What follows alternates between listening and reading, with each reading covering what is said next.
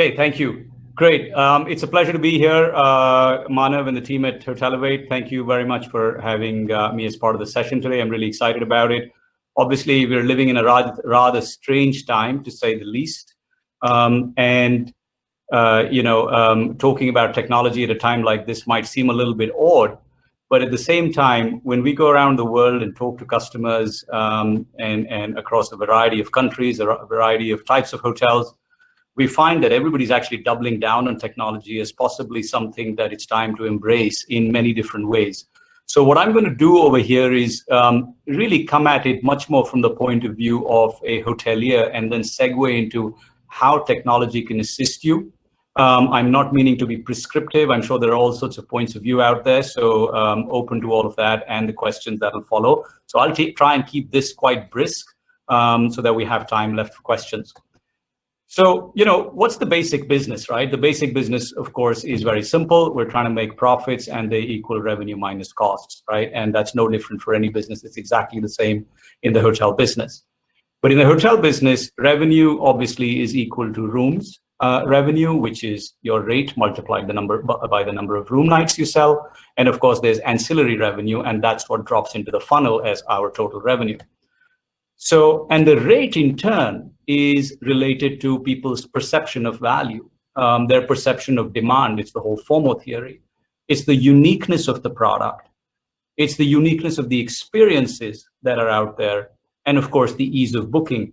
And I'm sure many of you have sort of, felt the frustration running your properties, whether you're an independent or you're a branded hotel or part of a large chain or a small chain, that really it's very hard for you to check sort of 5 out of 5 on each of these, right? And I think there's a role that technology can certainly play. I'll give you an example. On the last one, for example, I have often asked myself, why, if I stay at a hotel regularly, do they not make it easy for me to book the next time?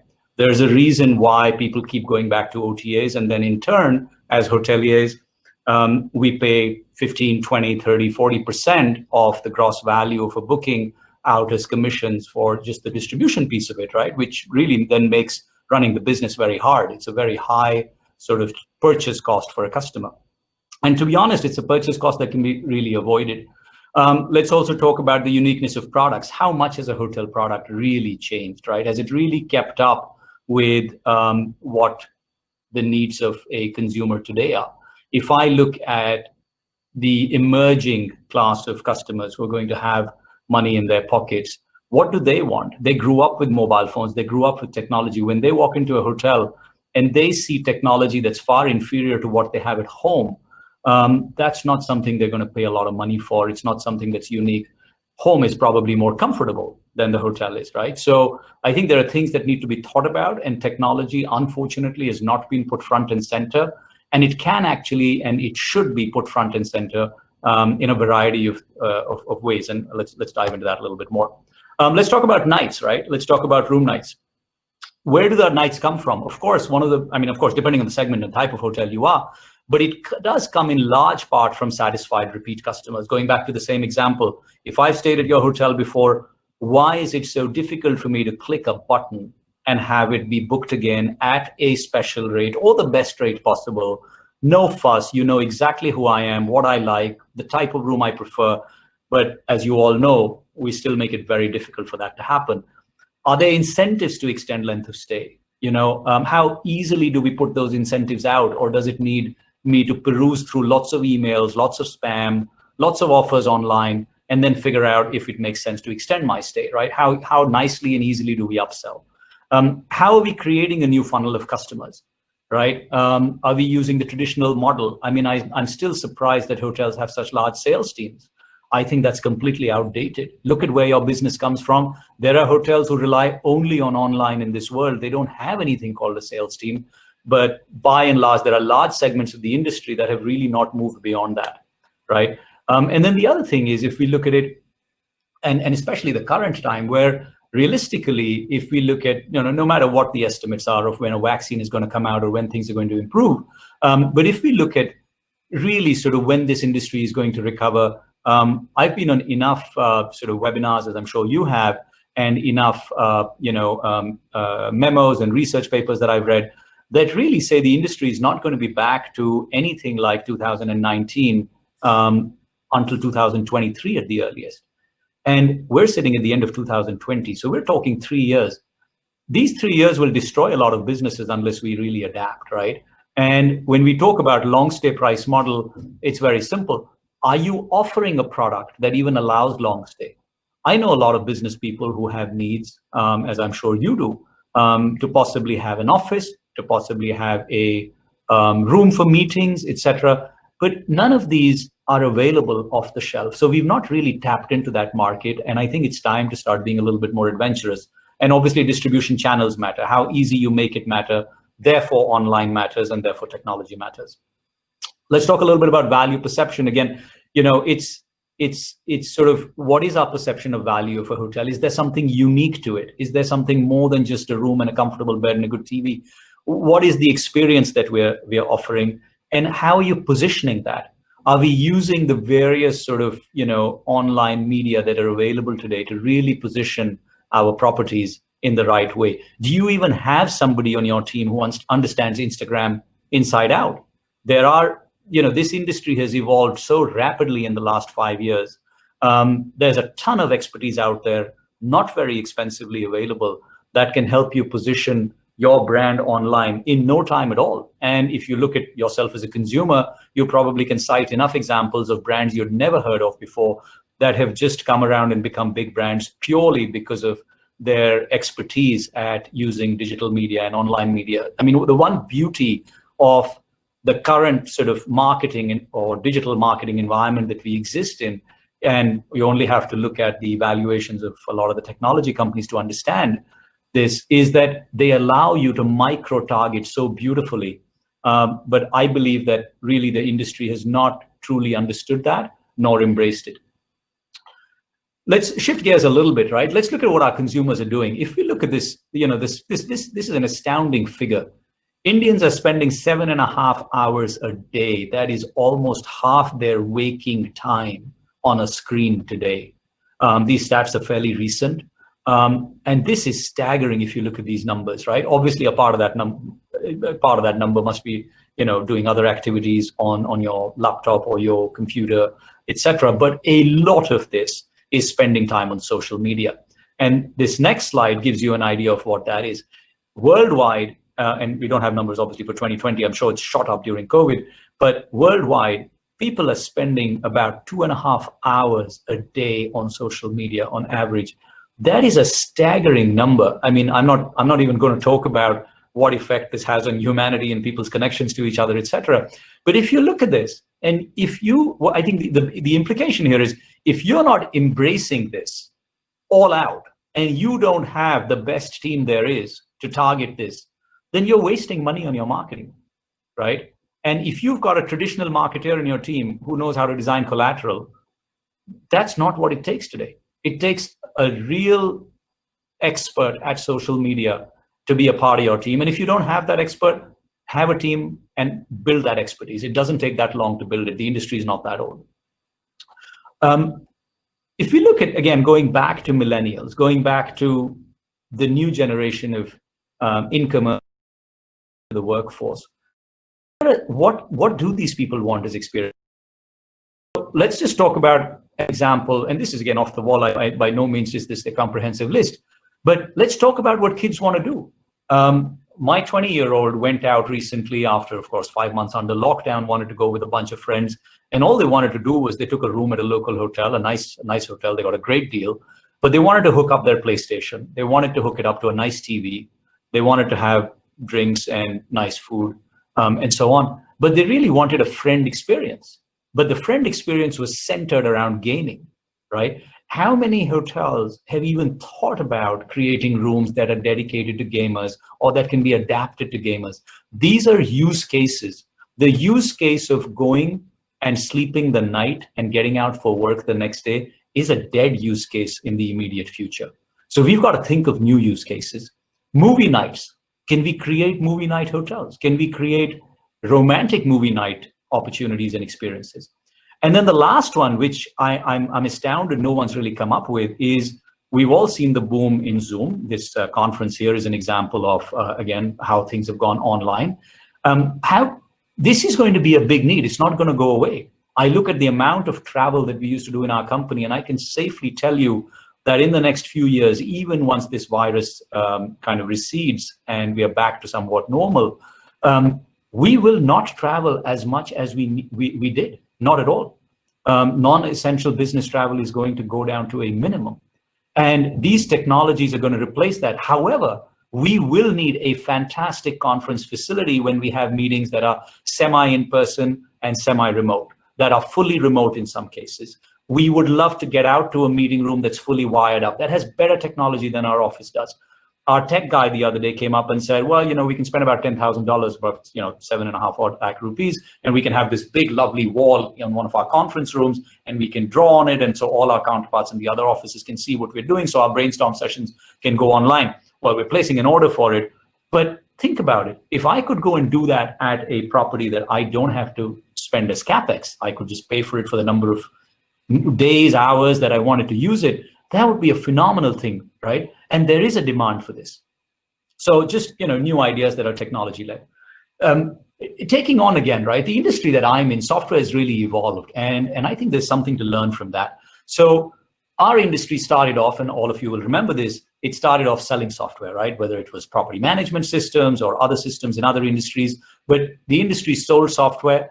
It was clunky. It used to get installed on a hard disk. And there used to be an annual maintenance contract, the famous AMC, which of course all the financial guys in your office used to negotiate with vendors like us. That evolved. And so today, most software companies in the world are selling on the basis of software as a service. And it has become very valuable because what it does is it guarantees recurring revenues. So every large technology company that you think of, enterprise software company that you think of, they're all working on a SaaS model. And I have to ask you all the question, which is, why can you not think of room as a service model? Why is it that if I have, let's say, a desire to use a hotel room for meetings, let's say my company has a need, maybe 200 days a year, right? And we're quite sure we'll have some need or another, and that hotel is near our office or near wherever our people are, and they'll have the ability to walk in, use a room, walk out. Why is it that it can't be offered? And especially at a time like this, I think some of these innovations must come around. And think about it. It's either dead real estate, which you're paying cost on and earning nothing on, or you look at what your marginal cost is on that, and you think about how attractively you can price some of this. This could be for short use cases. This could be for rests. There's already various companies in places like New York that I'm aware of that have started creating the sort of hotel room as an office space, $40 for 5 hours or $100 for the day or whatever. But guess what? That's real estate that's dead. And if the hotel earns $100, that's more money than zero. So it's about being pragmatic. It's about being sensible. It's about offering. It's about figuring out and sort of really not looking at the paradigm in the old way, but really sort of figuring it out a little bit more broadly and learning from other industries. Learn from your vendors like us who do technology. Software as a service is a very lucrative business. And of course you'll negotiate on the price, et cetera, but make it transparent, make it easy to buy. There is a market out there, and there are companies in various industries that have demonstrated that already. Let's talk about the other side of revenue, right? Let's talk about ancillary revenue a little bit. And all of you are familiar with this. But one of the things you may not be so familiar with is the concept of cloud kitchens. And I'm by no means an expert, but I think it just talks, I think the concept talks to the innovation. So the founder of Uber is now setting up one of the largest cloud kitchen companies in the United States right now, as some of you probably know. And really the concept only comes around because home delivery has become the new norm for eating out. And you can get fancy home delivery, you can get basic food home delivery for meals. You can get very competitive grocery delivery, which is sort of prepackaged meals, and it only takes you 10 minutes to put it together, etc. But hotels, and especially a lot of those in India, have an amazing expertise at F&B. Expertise that we all pay an arm and a leg for. I mean, the minute lockdown, opened or partially opened, and deliveries were possible, the family was after me to start ordering from some of our favorite restaurants, some of which, of course, exist in hotels, and that's a big market.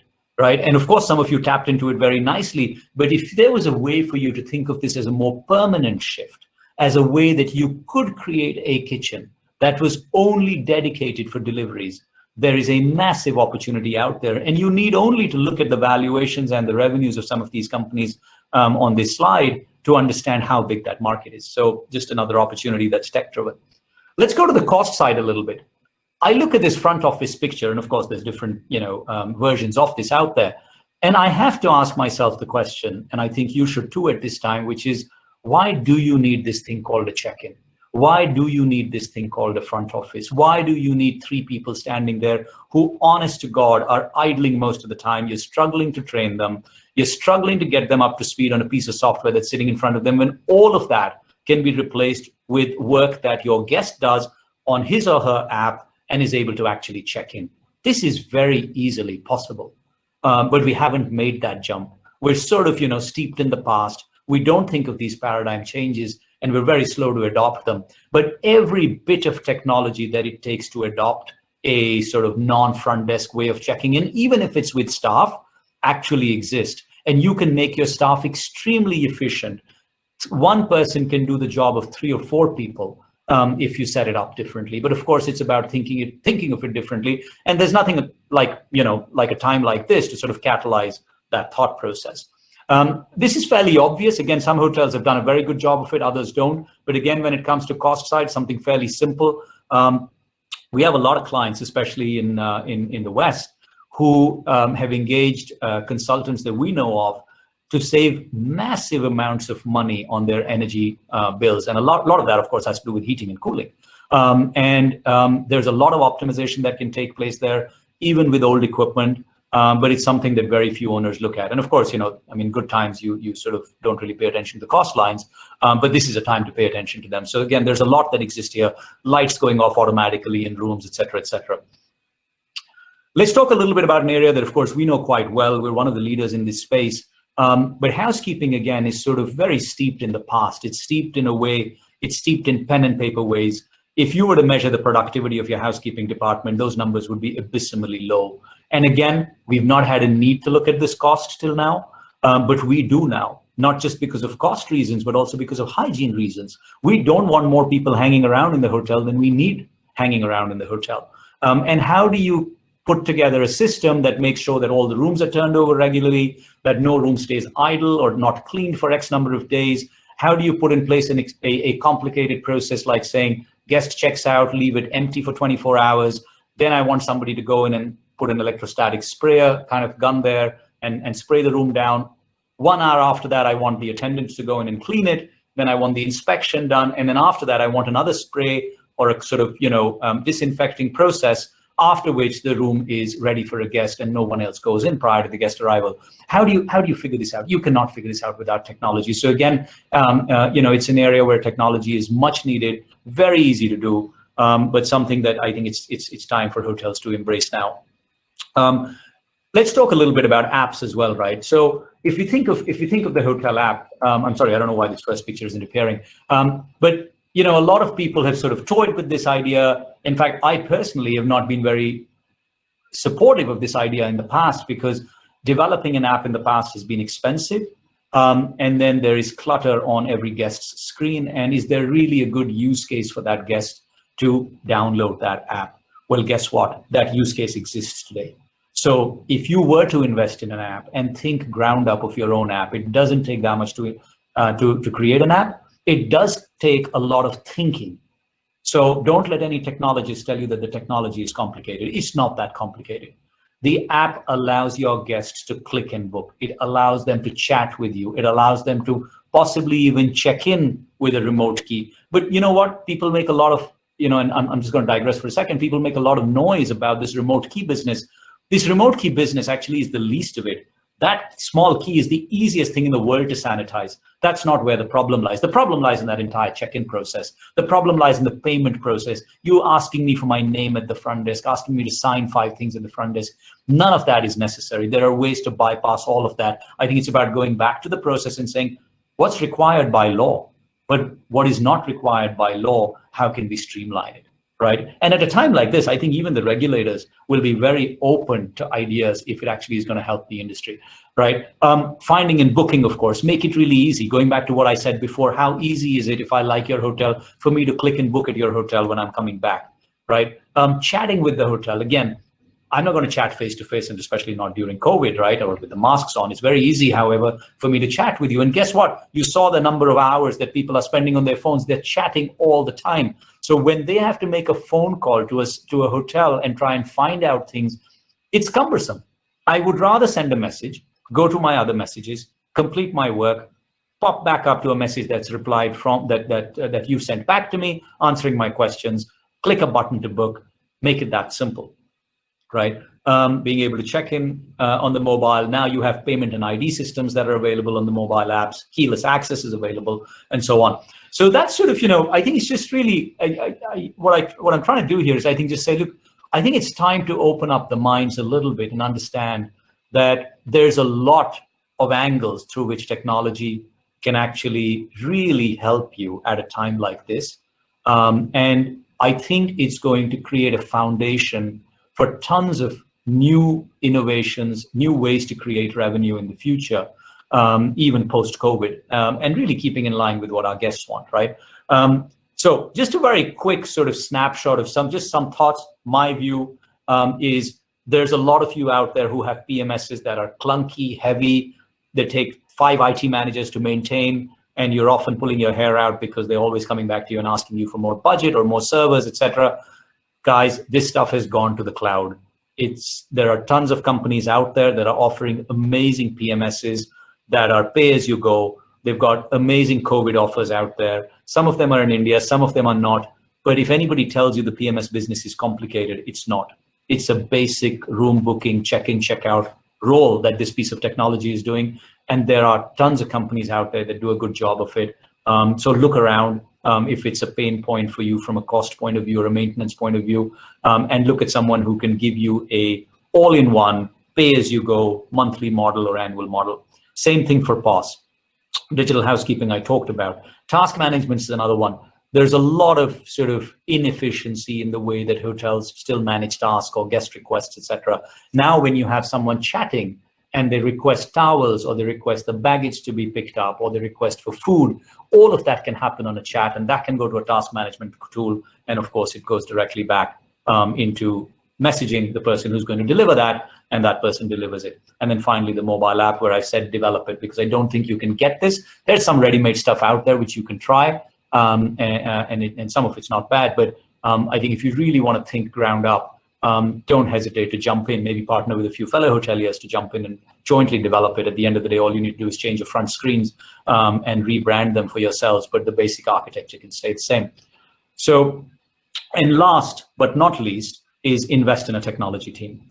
I think I remember a slide from a presentation about 5 or 6 years ago where I talked about completely rearranging a hotel's organization structure, and I sort of put the the technologist sort of somewhere close to the top of the chain, and the hierarchy. And I think that's really important. I think it's really, really important to understand that both from an understanding your guest point of view, both from the point of view of communicating your guests, and from the point of view of operations, you are going to have to understand technology. Your business, yes, part of it is about delivering amazing food, delivering an amazing bed to sleep in, and an amazing room night experience, etc.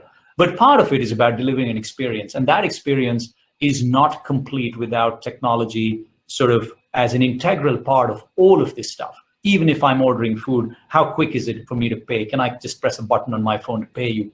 Can I press a button to select the items? Can I scan through the items? It's easy, but you're going to need to put technology thinking front and center.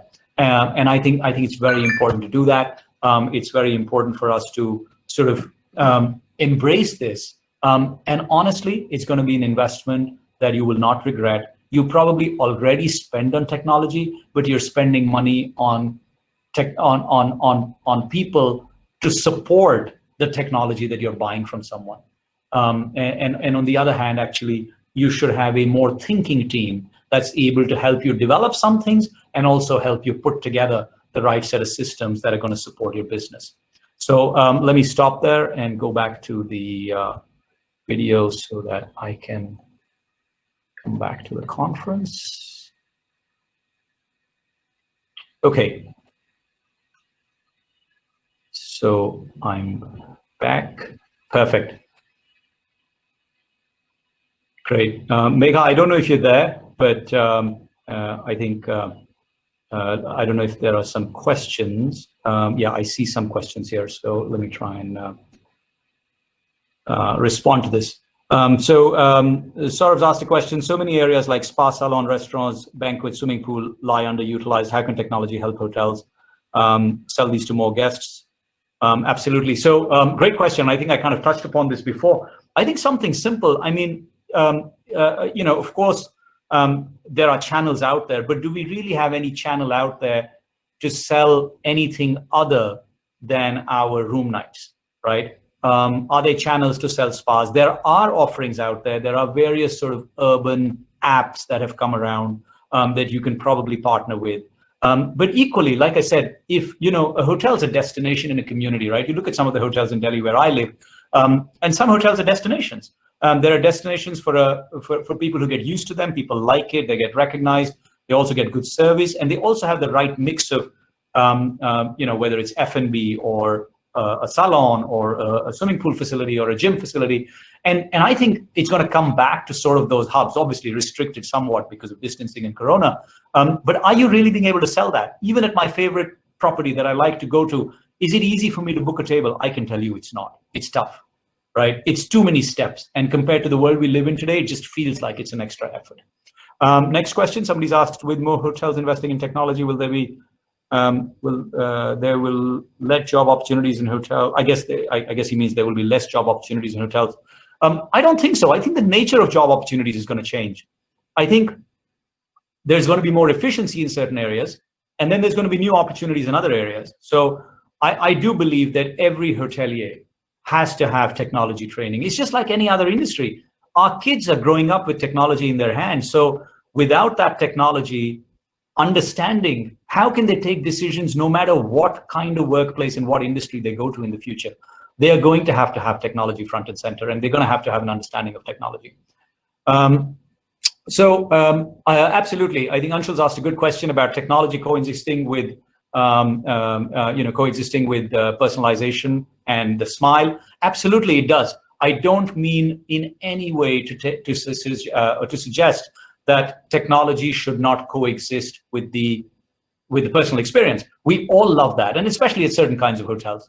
I think it needs to coexist. It is a support to that experience. If the person who's serving you has on his screen everything you ordered the last time, that makes his life really easy. All he has to say is, "Sir, would you like your same favorite, Cosmopolitan again with that exact extra that you ordered the last time?" And if that person knows that, you know that you're going to order 5 of those drinks, right? You've just been bowled over by the fact that the person actually knows what you ordered last time, and it's one click to pay on your app, right? So it's still service with a smile. It's still service, well, with a smile behind a mask, perhaps in the short term.